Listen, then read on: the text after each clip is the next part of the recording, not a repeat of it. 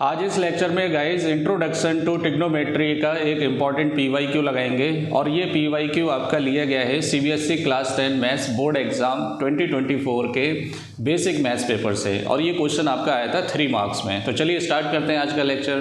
तो अगर आप हमारे फर्स्ट व्यूअर हैं, चैनल को सब्सक्राइब नहीं किया है तो वीडियो देखने के बाद सब्सक्राइब जरूर करें। देखिए क्वेश्चन क्या है। क्वेश्चन के अंदर अपने को एक ट्रिग्नोमेट्रिक रेशियो दे रखा है। होते कितने ट्रिग्नोमेट्रिक रेशियो? 6 होते हैं और ये प्रॉपर्टी होती है ट्रिग्नोमेट्रिक रेशियोज़ की कि अगर एक रेशियो आपको मालूम है तो बाकी के 5 रेशियो आप बहुत आसानी से निकाल सकते हैं। लेकिन देखते हैं हमें कितने रेशियोज़ की ज़रूरत पड़ेगी। अपने को वेरीफाई करना है कि ये जो एक्सप्रेशन दे रखा है या इक्वेशन दे रखी है ये बराबर है या नहीं है।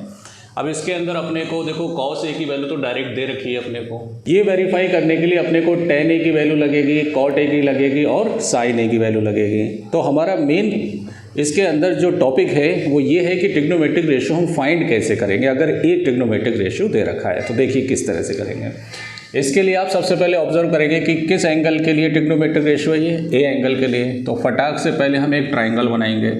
उस ट्राइंगल में एक एंगल एक्यूट एंगल ए आपको मेंशन करना पड़ेगा। फिर उसके बाद हम नाम दे देंगे इसका ए बी सी।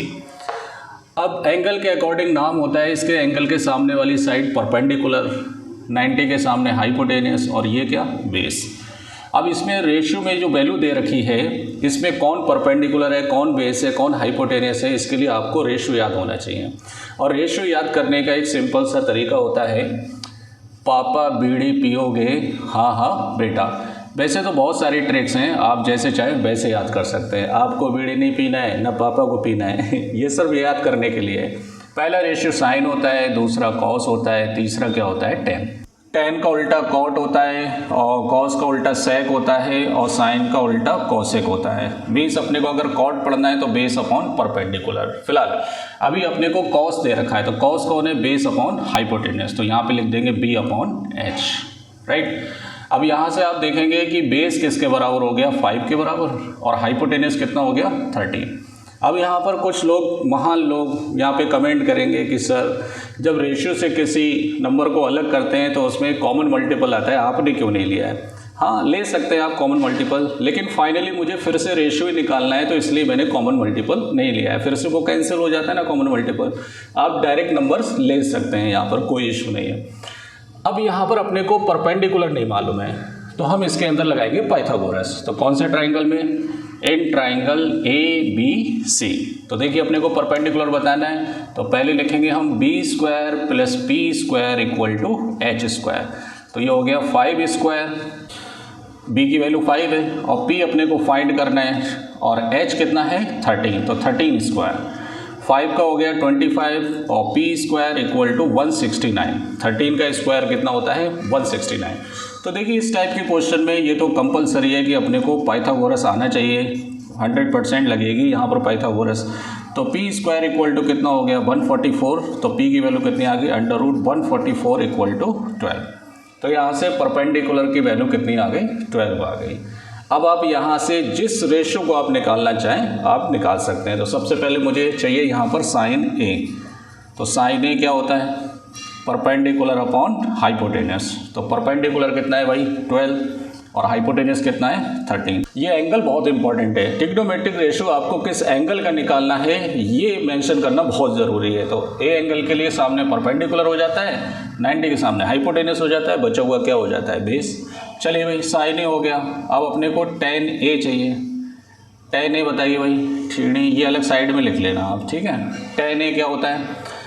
P upon B, P upon B. तो tan ए की वैल्यू किसके बराबर हो गई? परपेंडिकुलर हो गया 12 और बेस कितना हो गया? 5।